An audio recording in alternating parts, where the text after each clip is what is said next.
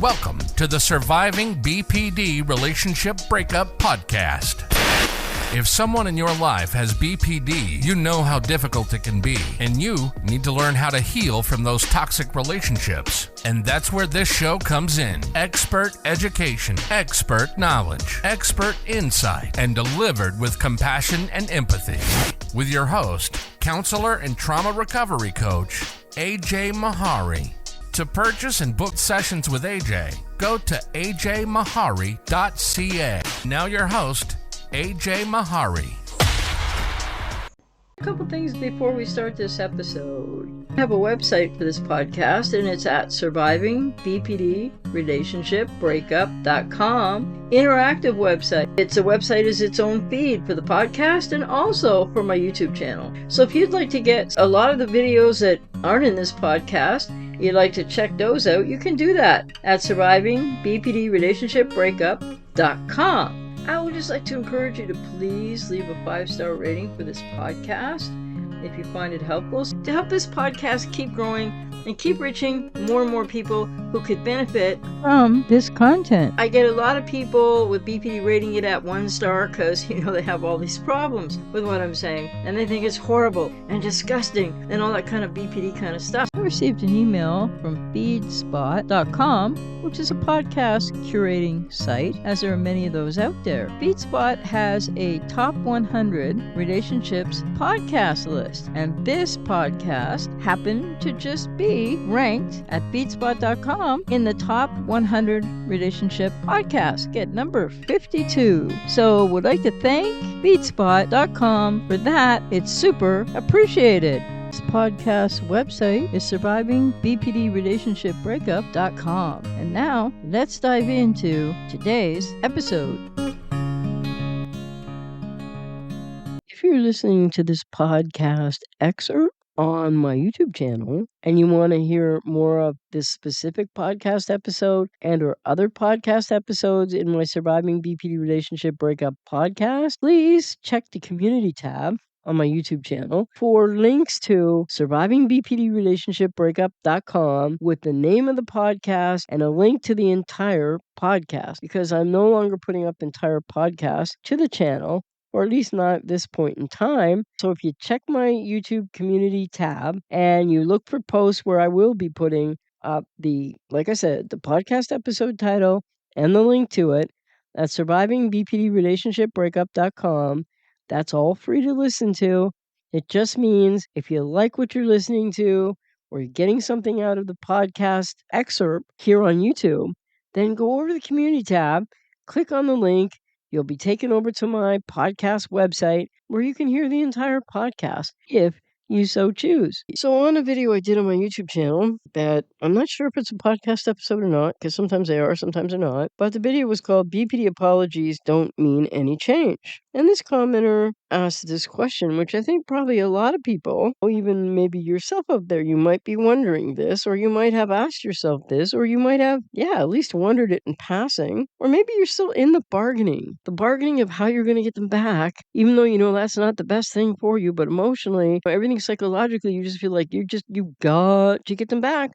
And you really can't live without them, but you really can't live with them. So the commenter asks, will receiving treatment for codependency make a relationship with a person with borderline personality disorder more tolerable and healthy? Or is that also futile? It's extremely not only futile, it's a question still coming out of codependent denial mixed with codependent fantasy bond, because you're thinking, this comment or the question, can you relate to this? Well, if I just change, you recover from your codependency, you get in therapy, you recover from your codependency. I'm out here to work with you if you'd like to take that journey, but not with the goal in mind of that you can get back with the borderline X, and somehow because you change and you grow and you heal from codependency, which also, by the way, kind of goes along with breaking the trauma bond with the borderline. So why would anybody think or want to do the codependency recovery work in therapy and working to break the trauma bond, and then sort of like just go back to the person with BPD thinking that, well, now you're healthier, you would be healthier after therapy, and you could set stronger boundaries and become more stoic. And then maybe you can make the relationship healthier with your BPD Ex. Say what? Because you know what this negates? It negates the fact that the person with borderline personality disorder needs all kinds of treatment. And again, I'm going to say it, ladies and gentlemen, what's all over the echo chamber on this note is really erroneous. It's not DBT for 6 months. It's not DBT for a year. It's not DBT for 2 years. It's not DBT for 5 years. Dialectical behavioral therapy is not a recovery modality from borderline personality disorder. So if you're with somebody with BPD and like everything's awful and you're going around the roller coaster and you're walking on the eggshells and you're wondering, well, if I could just do better with my codependency, could I make this relationship with that person with BPD healthier? The answer is obviously no.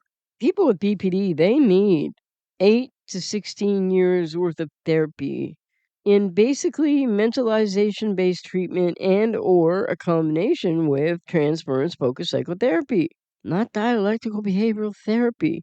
That can be really helpful in the beginning for a lot of people with BPD. That can yield some people with BPD a lot of skill building, a lot of trigger coping mechanisms and that sort of thing. But make no mistake about it, dialectical behavioral therapy, in the highest majority of those who even go and really engage in that type of therapy, they're learning better how to manage symptoms, but it's still all symptom management just the same. So that's not really going to augur well for changing a whole lot. It might change some things in a relationship, but it's not going to make it so that the person with BPD can really do a whole lot more in a healthy, mutual, mature, consistent, age-appropriate way. So this person with codependency is saying, well, what if I just get treatment for codependency and can make the relationship better, especially if I have stronger boundaries and I get more stoic? Well, I'm not going to say that everybody with codependency is stoic, but a lot of people with some codependency, right? Whether it's moderate, significant, or severe. Those are my 3 big categories, anyways, for codependency.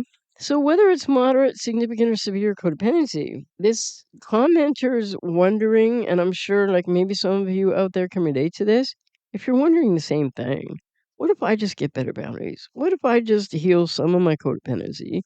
What if I get more stoic? Really important for people with codependency, and especially having been ghosted or discarded, or you're not sure which, or on and off, or broken up with somebody with BPD, but like on and off, and it's really complicated and still painful. Like this commenter thinks maybe I can just sort of help change myself a little bit and get more stoic, and then, well, I'll be able to deal with the person with BPD. And so I have coming in a minute a little bit more about other sort of fantasy ideas that people with codependency get about why they too now can go on and go back to the borderline because, well, they think they understand it better and etc. I just want to give a caution here that stoicism is a discipline and that stoicism can sometimes, for people at just junctures of learning about it, get a little confused with not feeling your feelings. And so there's something to be said for stoicism, definitely, for stoicism as part of a practice and a discipline toward working through your healing and recovery journey of breaking the trauma bond with a person with BPD. But please note that initially, or even if you're pursuing stoicism, it's really important that people get in touch with their feelings about what's happened with the borderline, what's happened now, what's going on for you, why are you focused on them, what are you actually feeling, rather than escaping feelings. And I'm not saying that the proper discipline of learning stoicism and really working that through in the time it takes to really learn what all that's about and practice it. I'm not saying there's anything wrong with that.